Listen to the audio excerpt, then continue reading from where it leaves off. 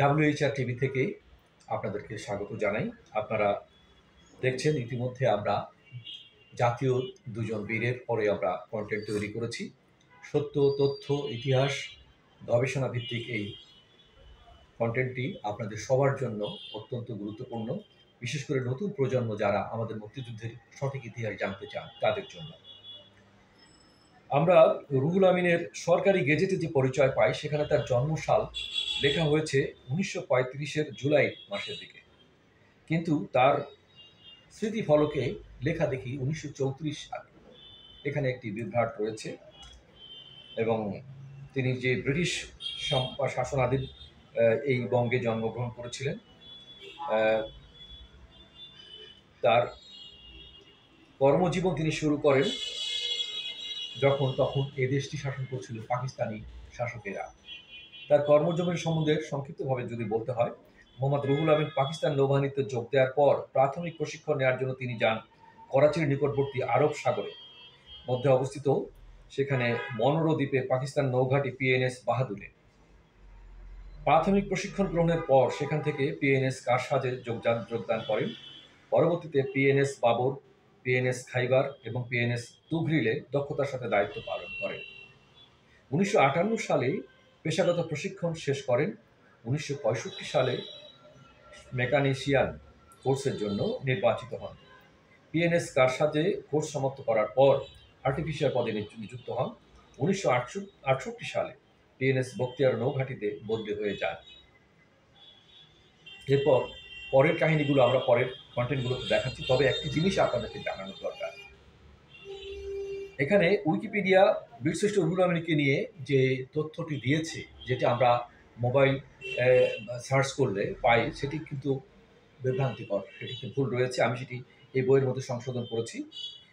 উইকিপিডিয়ার তথ্যতে যেটি সঠিক নয় সেটা হচ্ছে, রূপসার পাড়ে রুহুল আমিনের মৃতদেহ 2 দিন পড়েছিল। পরে 12 ডিসেম্বর স্থানীয় মুক্তিযোদ্ধারা তার মৃতদেহ সেখান থেকে উদ্ধার করে বর্তমান যেখানে সমাধি সেখানে সমাহিত করেন। কিন্তু উইকিপিডিয়ার তথ্যে লেখা রয়েছে রূপসার পাড়ে বীরশ্রেষ্ঠ রুহুল আমিনের মৃতদেহ বেশ কিছুদিন পড়েছিল।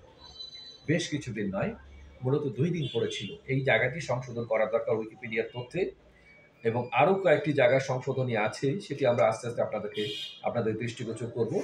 আমরা এবার যাচ্ছি একটি ঐতিহাসিক বিভ্রাটের দিকে। ঐতিহাসিক বিভ্রাটটা হচ্ছে, আপনাদেরকে জানাই, সেটা বীরশ্রেষ্ঠ রুহুল আমিনকে এবং এদেরকে জাতীয় বীরের খেতাব দেওয়া হয় স্বাধীনতা, আমাদের দেশ স্বাধীন হওয়ার পরে। এবং সেখানে ওই জাহাজে পদ্মা এবং পলাশ, এই দুটি জাহাজ প্রথম স্বাধীন বাংলাদেশের দুটি যুদ্ধ জাহাজ। এই দুটি জাহাজে সেদিন মোট 56 জন ক্রু ছিল। সেই 56 জন কর্মকর্তা এবং কর্মচারী ক্রু মিলে তারা ওই জাহাজে যখন বম্বিং করা হয়, ভারতীয় বিমানরা যখন এই জাহাজগুলোকে দেখছিল, তারা এখানে প্রবেশ করেছে রূপসা নদীতে। এই জাহাজগুলোতে তারা যখন প্রবেশ করে, আমাকে বীর উত্তম জালাল উদ্দিন সাহেব তথ্য দিয়েছেন, ওই জাহাজে তিনি ছিলেন ক্যাপ্টেন অফ দ্য মাউন্টি। উনি পদ্মা জাহাজে ছিলেন। তো তিনি বলছেন যে আমরা একটি চাতুরির আশ্রয় নিয়েছিলাম।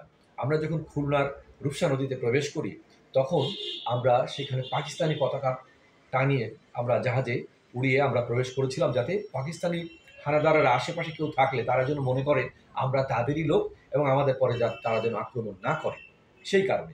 কিন্তু ওই পতাকা দেখে ভারতীয় বিমান মনে করেছে যে এটা পাকিস্তানি কোনো গানবোট, এবং ভারতীয় 3টি জঙ্গি বিমান তখন চক্কর দিচ্ছিল খুলনায়। আপনারা জানেন, খুলনায় স্বাধীনতা অর্জন হয় 17 ডিসেম্বর। খুলনাতে যখন যশোর পতন ঘটে 6 ডিসেম্বর। এরপরে খুলনার মধ্যে যারা পাক হানাদার বাহিনী ছিল এবং তাদের দোসর রাজাকাররা ছিল, বাংলাদেশে প্রথম রাজাকার সৃষ্টি হয় খুলনার মাটিতে। খুলনার বর্তমান যে আনসার ক্যাম্পটি রয়েছে টুটপাড়া কবরস্থানের পাশে, এইটি ছিল রাজাকারের প্রথম সূতিকাগার। এখানেই একটা ভূতের বাড়ি বলে একটি বাড়ি এখনও আছে, তার অস্তিত্ব আছে, যেটি এখন বর্তমান আনসার ক্যাম্প হিসাবে ব্যবহৃত হচ্ছে। ওই ভূতের বাড়িটিতেই রাজাকার ক্যাম্প প্রথম বাংলাদেশে সৃষ্টি হয়। তো তারা কিন্তু এই সেনাবাহিনীতে যারা ছিল হানাদার, তারা বিভিন্ন জায়গায়, খুলনা আলিয়া মাদ্রাসা তাদের দখলে ছিল, আমি চোখে দেখেছি। আমার তখন বয়স 5-6 বছর, আমার সব মনে আছে। এই আলিয়া মাদ্রাসা তাদের দখলে ছিল, আনসার ক্যাম্প তাদের দখলে ছিল, এবং এখানে খুলনা বৈকালী হল তাদের দখলে ছিল, খুলনার অনেক জায়গায় তাদের দখলে ছিল, সার্কিট হাউস দখলে ছিল। এরকম অনেক জায়গায় তারা এই অত্যাচারগুলো করত, এবং স্থানীয় যারা দালাল তাদের সহযোগিতা নিয়ে মুক্তিযোদ্ধাদেরকে নিশ্চিহ্ন করার জন্য তারা অভিযান চালাত। তো আমি যে জিনিসটা আপনাদেরকে জানাতে চাই সেটি হচ্ছে যে এই বীরশ্রেষ্ঠ রুহুল আমিন যেদিন শহীদ হন তখন কিন্তু ওই জঙ্গি বিমানগুলো, ভারতীয় জঙ্গি বিমানগুলো, ওটা পাকিস্তানি গানবোট মনে করে তারাও সেখানে আক্রমণ করেছিল। তো আক্রমণে যখন ওই জাহাজে আগুন ধরে যায় তখন তারা ওই পাল্টা আক্রমণ করার, যা মানে বিমানগুলোকে আক্রমণ করার জন্য কামান দিয়ে তারা অনুমতি চায়। কিন্তু এই দুটি জাহাজের রিডিংয়ে ছিল, প্রথমে যে জাহাজটি সেটা ছিল আইএনএস পানভেল, মানে ইন্ডিয়ান যে নৌসেনাদের জাহাজ, সেটার নাম ছিল আইএনএস পানভেল। পানভেলের যিনি দায়িত্বে ছিলেন সেই উনি প্রধান, তিনি বলেছিলেন যে না, এই জাহাজগুলোতে আক্রমণ করা বা বিমানগুলোতে আক্রমণ করা যাবে না, এগুলি হচ্ছে ভারতীয় বিমান। তো এই কারণে তারা পাল্টা আক্রমণ করেননি।